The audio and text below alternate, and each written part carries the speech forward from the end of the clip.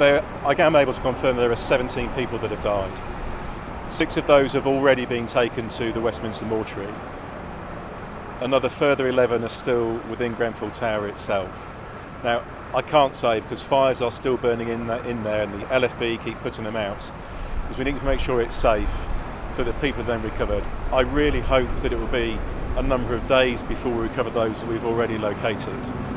But it's really difficult to say until we get in there and truly understand the damage that the fire has caused.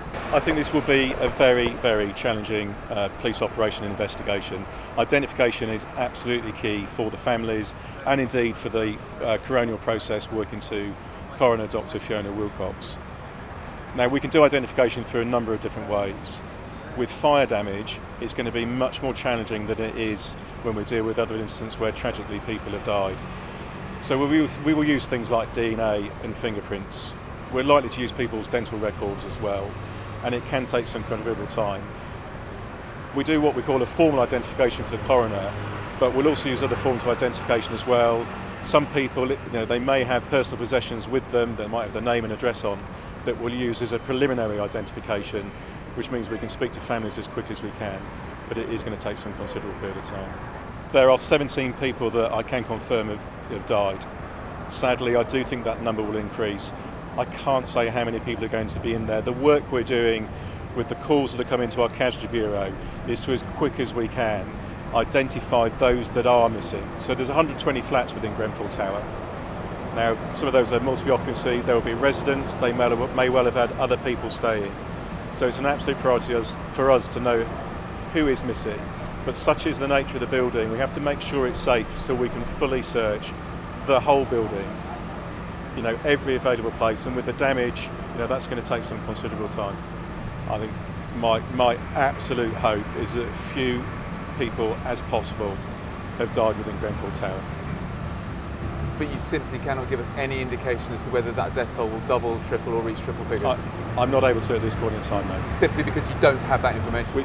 That's exactly it. I just don't know how many people are still in Grenfell Tower until we search it properly, methodically, with our well-trained experts.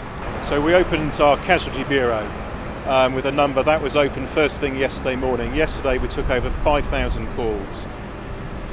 What that is, that will be a number of people calling, sometimes reporting, a number of people phoning to report a person missing, and I know one individual who's been reported missing 46 times.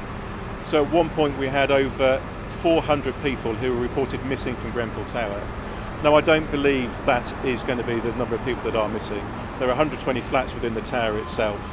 So the work we're doing through Casualty Bureau, we've resourced a lot of specialist detectives from the Met today through to the Westway Reception Centre and within the Casualty Bureau. So we're working through that list, we're calling people back. And if you are a family member or a friend who still does not know where your loved one is, I'd ask you, if you're able to, please go to the reception centre at Westway, where we have detectives who can sit down with you, go through what you're able to share with us, and we can, as quickly as we can, identify whether that person is missing or not.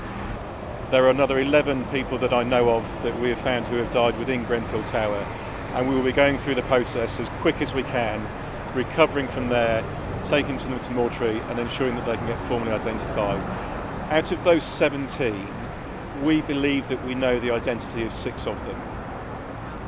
The families of those 6 are aware, and we have specialist trained family liaison officers supporting those families.